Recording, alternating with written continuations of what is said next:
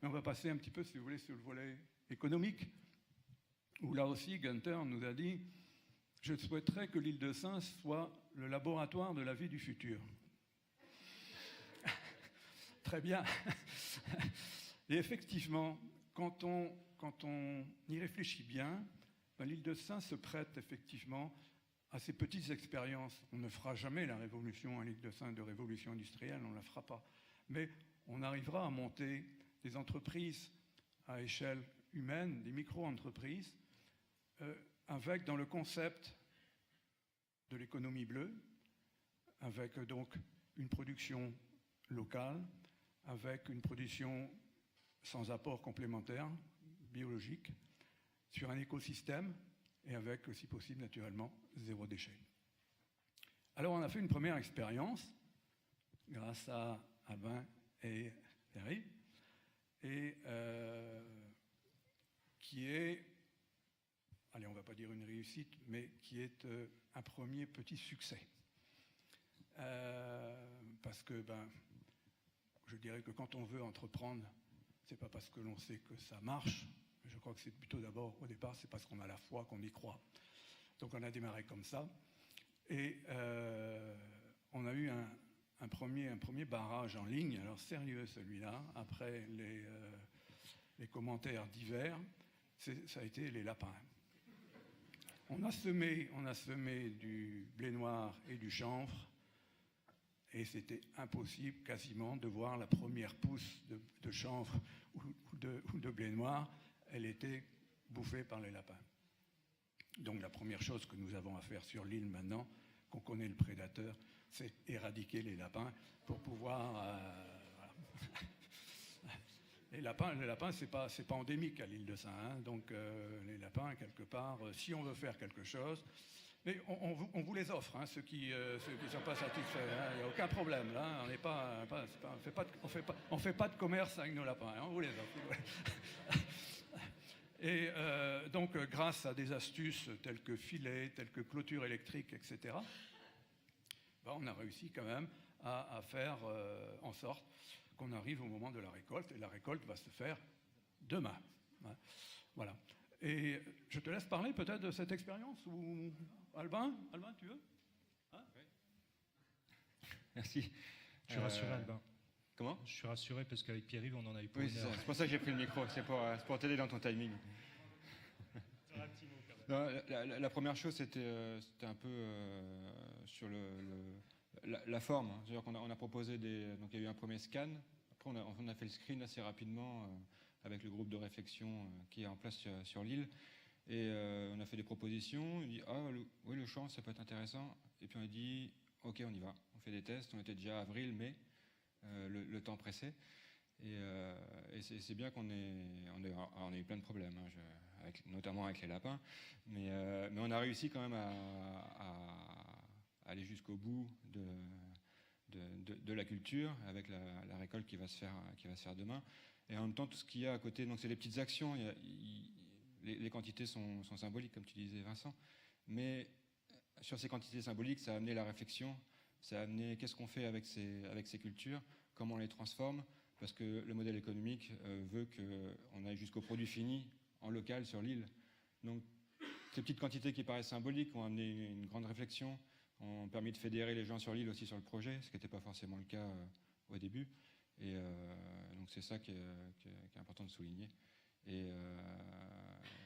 je peux juste ajouter aussi peut-être qu'on a, donc, parmi les produits finis, donc il y a un partenariat avec Crips, hein, qui a bien voulu nous suivre sur ce projet. Donc les Crips de l'île de Sein existent.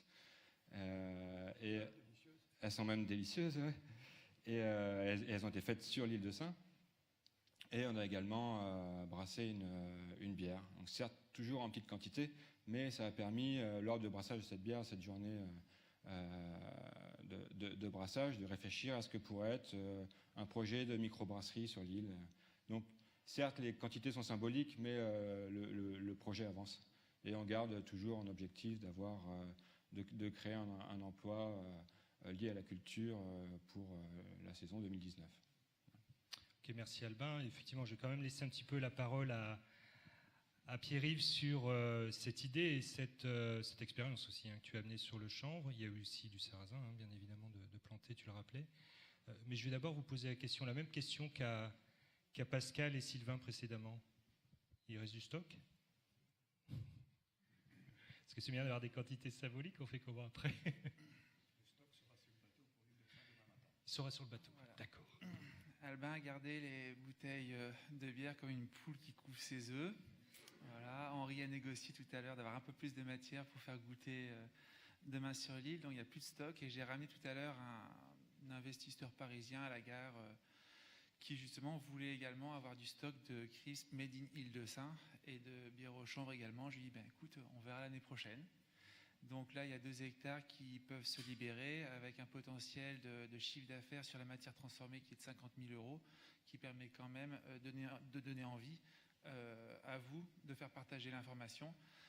Notre association a travaillé sur l'île pour faire un dossier de plus, mais avec celui-là, on peut leur dire, le chanvre, il pousse, la bière est bonne, le blé noir, il pousse, les crips sont bons.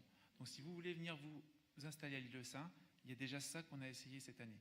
Donc on va recontinuer cette année, on ne sait pas comment, mais vu la demande et vu le succès des produits, on compte sur vous aussi pour nous soutenir, commander des produits, suivre le projet et faire passer un petit peu cette bonne nouvelle de Blue Economy qu'on a mis en place. On va faire 1 litre d'huile végétale, ça fera peut-être une 50aine de sacs en plastique biodégradable. Et puis la richesse de l'île au niveau des gens, au niveau des huîtres, des coquilles d'huîtres qui peuvent apporter des amendements, des fours à goémon.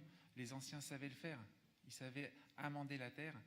Et l'anecdote, c'est que quand on a eu le dossier de 300 pages sur l'étude des sols, où mettre le chanvre, le bénoir, comment ça a poussé, on a pris une fourchette, on a gratté la terre, on a goûté.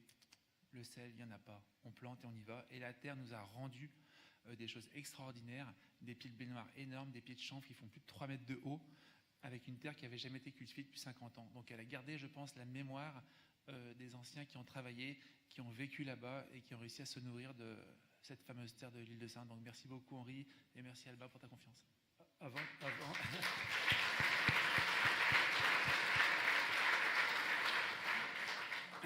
Avant que Gunther n'intervienne et me demande qu'est-ce qu'on fait maintenant, je vais simplement vous dire que demain, dans le bateau, on sera à 9h dans le bateau demain matin pour l'île de Saint, accompagné d'Albin et de Vincent.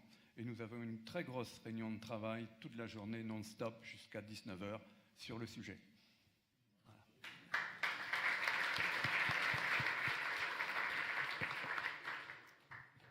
Dans mes premières réunions, après le scan avec toutes les opportunités, j'avais dit, Jean-François, tu te rappelles, c'est l'île de Saint. Si nous réussisserions à faire bouger des projets sur l'île de Saint, vous récupérez la Bretagne. Oui, parce que c'est peut-être le site le plus difficile, où il n'y a presque plus personne, où on a perdu la vue. Mais non, c'est pas vrai.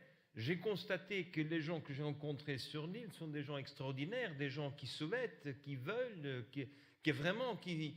qui sont prêts de risquer des projets, des bonnes idées, afin qu'il y ait un changement fondamental du futur de cette île. Et je crois que c'est ce qui me motive, c'est ce qui m'inspire, et je vous félicite tous, parce que tout s'est fait sur... voilà, on s'est salué, on a dit, voilà, on va le faire. Et on a fait. Et c'est pour ça que je crois que c'est très important, surtout aussi pour le maire de l'île, vous le saluer de ma part. Je crois qu'il est important de regarder, c'est un laboratoire vivant. C'est un laboratoire où on sait faire des choses qu'on croyait impossibles. Et c'est la raison pour laquelle que je crois que nous devons tisser les différents projets dans un ensemble pour la transformation de la région. Et ça commence, entre autres, en faisant la formation LIFI avec les modems, et on le fait sur une île de Saint afin qu'on épargne les électriciens, parce qu'il n'y en a pas. Alors faisons la formation. Je crois qu'il faut être créatif dans cette récupération, mais quelle histoire est-ce que vous avez à raconter s'il y a un touriste qui passe par l'île de Saint avec tout ce qui se passe ? Nous sommes très clairs, il faut réserver la bière avant que vous n'arrivez, hein, et prépayer la bière. Ah oui, parce que sinon, il n'y a pas assez de bière. Vous voulez avoir un sachet de crisp, il faut prépayer, réserver votre sachet de crisp. Sinon, c'est un hamburger congelé. Ah oui. Et je crois que c'est ça ce qu'il faut, parce que ça vous donne le sentiment qu'il y a, 1, des ressources naturelles localement disponibles, 2, il y a de l'entrepreneuriat, 3, qu'il y a le désir de le faire, 4, il y a des gens qui vous suivent. Et de ce qu'on a besoin dans la transformation d'une région, c'est ces quelques leaders. Et ce ne sont pas des grands héros. Ce ne sont pas des héros que tout le monde souhaite avoir, ce ne sont pas des Superman, mais ce sont les gens que vous avez vus aujourd'hui. Des gens réels, des gens qui font, des gens qui foncent, et des gens qui ne se laissent pas démotiver par une mauvaise nouvelle, ni par des lapins. Merci.